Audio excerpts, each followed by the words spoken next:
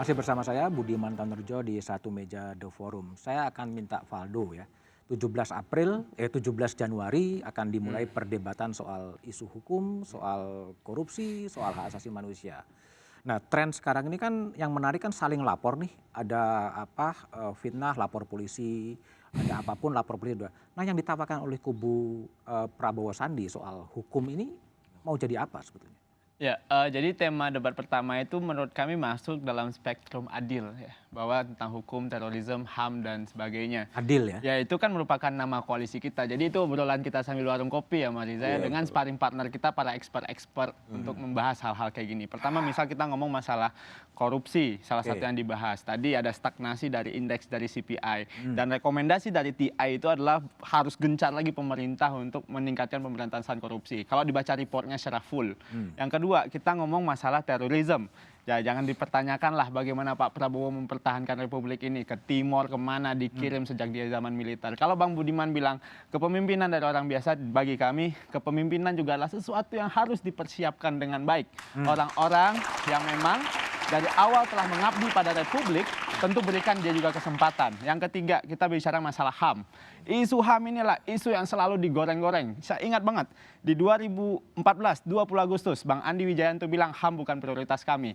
Saatnya hari ini 2019, rapor dari Komnas HAM untuk Pak Jokowi, merah. Nah, jangan lagi jual isu HAM, Pak Prabowo, dia menerima the democracy is the only game in town. 3 kali ikut pemilu, bikin partai politik, dan dia adalah orang yang menghormati demokrasi. Itulah yang akan dibawa oleh Pak Prabowo nanti. Jadi yang ditawarkan apa?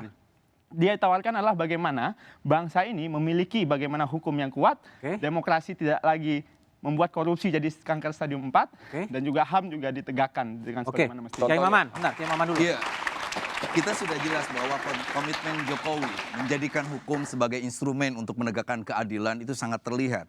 Jokowi tidak pernah menjadikan hukum sebagai instrumen kekuasaan. Dan itu terlihat bahwa siapapun yang dia kena urusan hukum, dia serahkan pada hukum. Makanya tuduhan tentang kriminalisasi ulama itu salah. Karena tidak ada orang dikriminalisasi, ketua dia kriminal. Jadi tidak boleh ada kalimat kriminalisasi ulama. Tetapi siapapun dia, jangan mengulamakan seorang kriminal. Itu menjadi poin kita. Nah yang kedua adalah, poin pertama tadi soal korupsi misalnya. Poin kedua, itu jelas sekali. Bahwa sungguhnya ada keputusan Presiden nomor 54 tahun 2018. Sehingga sinergitas dengan KPK dan penegak hukum itu menjadi bagian penting. Sehingga ada bagaimana korupsi korporasi menjadi bagian yang penting dalam penegakan pemberantasan korupsi di zamannya Pak Jokowi. Begitu pula ketika soal terorisme. Jokowi tidak pernah berpikir terorisme dengan hanya penangkapan teror. Tetapi dia lihat dari sumbernya, dari akarnya. Penanganan radikalisme. Apa yang dilakukan? Jokowi membuat kartu sehat, madrasah-madrasah, ormas-ormas keagamaan dipakai untuk mengatakan bahwa sungguhnya Islam atau agama manapun adalah menjadi menjadi inspirasi, menjadi energi untuk transformasi dan perdamaian. Deradikalisasi di zaman Jokowi itu menemukan format terbaiknya di mana nilai-nilai agama masuk menginternal pada kehidupan kita. Tidak boleh kekerasan. Maka lihat para pendukung Pak Jokowi rata-rata para habaib yang santun, kiai-kiai yang punya nilai-nilai keadaban publik, bukan yang mencaci maki, memfitnah, membuat kejahatan dan sebagainya. Dan yang terakhir, soal hak asasi manusia. Ini menjadi konsen bagi kami. Saya katakan kenapa kita bersyukur punya sosok seorang Jokowi. Tidak punya latar belakang pelanggar HAM, tidak pernah melakukan korupsi dan lain sebagainya. Tetapi hak asasi bagi Jokowi bukan hanya sekedar poin yang sederhana. Hak asasi menyangkut juga bagaimana ekosop, bagaimana hukum agraria, bagaimana lingkungan. Tidak ada presiden yang mengeluarkan tentang instruksi gambut kecuali Jokowi, dan itu menyelesaikan kebakaran yang begitu masif sehingga tidak ada lagi kebakaran di kita. Oke, baik. Benar, saya ke Hakim Asep Iwan dulu. Tim sukses sudah menyampaikan gagasan soal pembangunan hukum, hak asasi manusia dan juga terorisme dan korupsi. Anda lihat sudah cukup jelas? Enggak jelas tuh di awang-awang semua kayak sambutan Pak RT dua. Nggak jelas. Gimana nggak jelas? Kalau bicara hukum itu bicara substansi, bicara aturan, bicara struktur, bicara kultur. Untuk apa? Bicara substansi, bicara kepastian, bicara struktur ada keadilan, bicara yang lain untuk kemanfaatan. Artinya apa? Artinya kita bicara korupsi, kita bicara pemberantasan korupsi, Undang korupsi udah katakan dari zaman 71. Di situ ada pencegahan, penindakan, peran serta masyarakat. Nah, bagaimana tadi saya katakan di awal, partai-partai mencegah supaya orang-orangnya tidak korupsi. Bahasa jelasnya bagaimana gitu korupsi. Bagaimana penindakan sekarang mengikutsertakan kepolisian, kejaksaan, tidak hanya di KPK. Penguatan KPK, apalagi tahunnya KPK muncul. Kedua, kita bicara hak asasi manusia. Asasi manusia kan dari zaman dulu tuh, dari zaman Baheula sampai dari zaman Bihari hingga zaman Kiwari yang sekarang berwarawiri terus kan. Karena apa? Tidak pernah ada penyelesaian. Nah, bagaimana penyelesaian hak asasi manusia? Yang paling gampang ada kasus Trisakti, Semanggi, teman-temannya Budiman yang diculik misalkan. Itu kan juga nampak tidak pernah ada yang lain-lain. Nah, sekarang konkretnya bagaimana? Jadi bukan bicara dataran regulasi tapi implementasi. Konkretnya. Oke, saya ke Philip. Saya ke Philip dulu. Philip, bisa nggak dikasih evaluasi terhadap dua tadi Kiai Maman dan Valdo soal program hukum, HAM dan korupsi? Anda cukup clear atau apa yang perlu dipertajam lagi? Ya, menurut saya gini, memang yang menarik sekarang yang banyak terjadi itu kan misalnya OTT oleh KPK itu di kepala-kepala daerah. Dan menurut saya itu adalah sesuatu hal yang menyambung apa yang disampaikan Pak Asep tadi terkait dengan penanganan korupsi. Selama ini kita tuh hanya menganggap korupsi ini ada di kasus yang besar di Jakarta melibatkan ketua DPR misalnya yang tempo hari dan seterusnya dan seterusnya.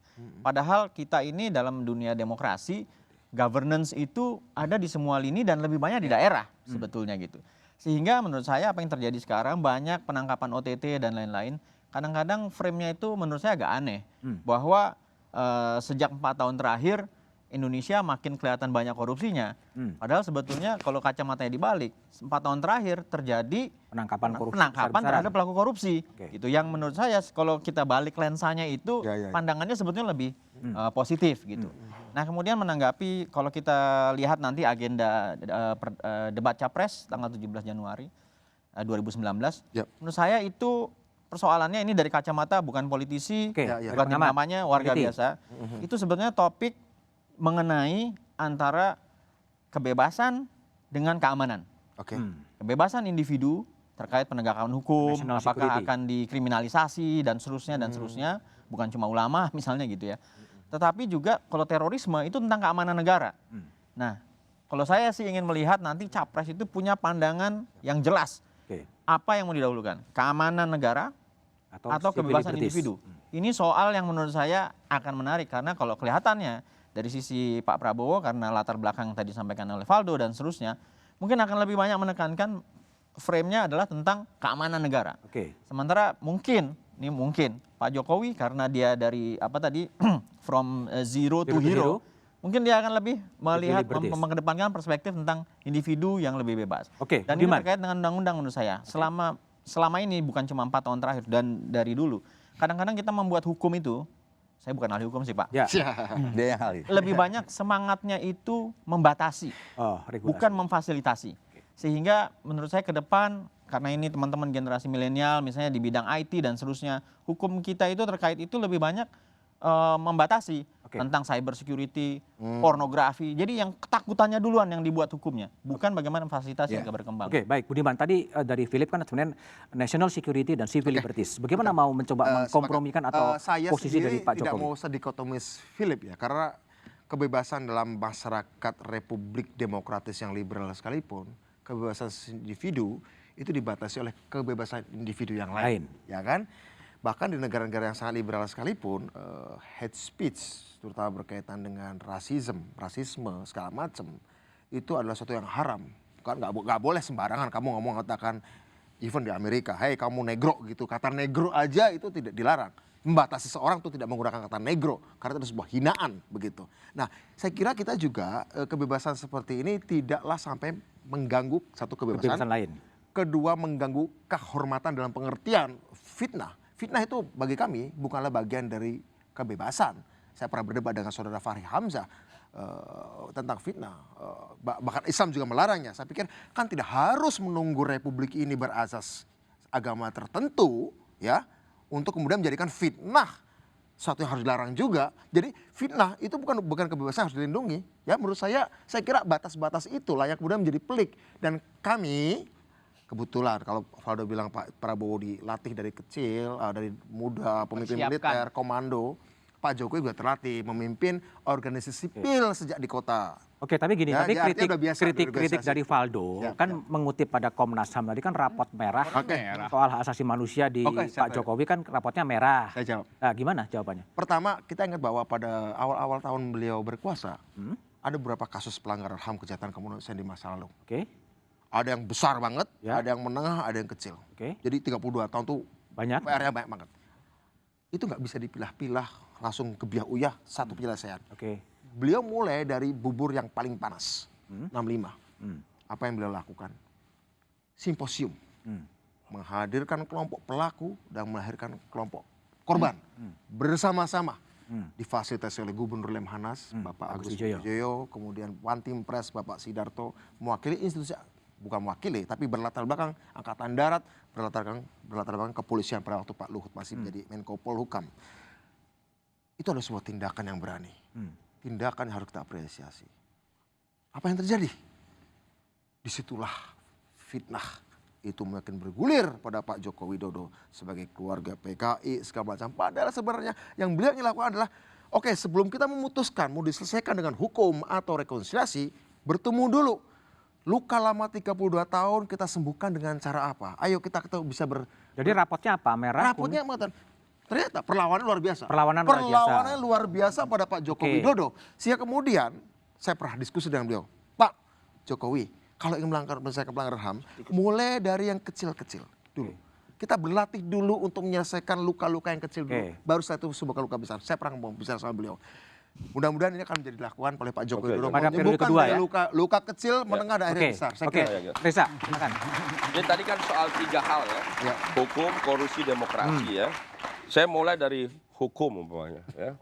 Tadi kan rapotnya merah. Ya. Indeks soal HAM. korupsinya jelas, soal HAM dan sebagainya. Soal kriminalisasi kan jelas masyarakat tahu, bikin aja daftar, ya kan, keberpihakan. Kalau kami yang mengadukan nggak diproses, Oke. tapi kalau kelompok penguasa yang mengadukan diproses. diproses. Jelas daftarnya, teman-teman googling aja berapa yang didaftar, berapa yang diproses, berapa hasilnya, ya kan? Kasus Ratna Sarumpait berbeda sama Lanyala. Pak Mahfud MD seorang pakar menjelaskan, Pak Iwan mungkin ahli bisa menjelaskan. Bisa jelasin. Harusnya, harusnya jelas itu, ya kan? Harusnya diproses. Apakah kalau orang minta maaf kemudian diampuni? Nggak bisa, pidananya tidak hilang. Ditabok dulu nggak tuh orang? Iya, harusnya ditabok dulu, ya kan? Itu kan fakta. Jadi orang sekarang berlindung pada penguasa. Berlindung pada penguasa. Ya bahkan koruptor juga berlindung Nggak pada juga, penguasa. Bang. Sebenarnya gantian. Penangkapan neneng di Bekasi, Ya, lalu kemarin ya, nah, sebentar. di Cianjur, itu Ya, itu membuktikan sedikit, bahwa Kemenpora. tidak ada intervensi hukum. Kemenpora, Bas, Kemenpora. itu sebagian Kemenpora. saja. Itu bicara sebagian. Bukan sebagian. Ntar gantian, Mas. Zaman Maman. SBY. Mas Maman gantian bicaranya. Bukan, toh. Habib Gantian Rizik nggak itu bisa. ditangkap Kita zaman tadi nggak- SBY. nggak saya interupsi sebentar. Gantian. Tidak ada. Jadi Kita jangan Mas, menggebiah-uyah Mas, kita di seolah-olah. DPR Mas Lihat sama-sama punya googling dan data. sebagainya. Mas Maman gantian bicaranya. silakan. Kita di DPR punya data semua, sama-sama Saya punya data juga. Iya justru itu kita lihat berapa anggota dewan dari RI sampai kabupaten, partai mana kita punya data kok. Yang korupsi. Kepala daerah, iya sama, kita punya data. Jadi maksud saya tidak meniadakan semua, tapi bicara data dong, bicara presentasi dong kalau bicara data. Bicara hukum tadi saya bilang, bicara korupsi, bicara kriminalisasi, jelas. Bicara apa lagi? Hak asasi. Keamanan di Papua umpamanya di zaman Pak Jokowi, coba mohon maaf ya, kalau Santoso di Poso, ya kan, langsung satu orang teroris ini habis digerebek. Ini 30 orang lebih mati di Papua, dianggap kelompok kriminal bersenjata. Oke. Gimana Jadi keadilan? ada ketidakadilan. terhadap Oke. hukum. Tapi Dan begini, banyak hal. tapi Risa, Terkait ya? bagaimana kemudian kampanye ke depan itu Papua juga lebih sebentar, diwarnai sebentar, dengan sebentar. tindakan yang lebih produktif? Jawabannya setelah jeda berikut ini.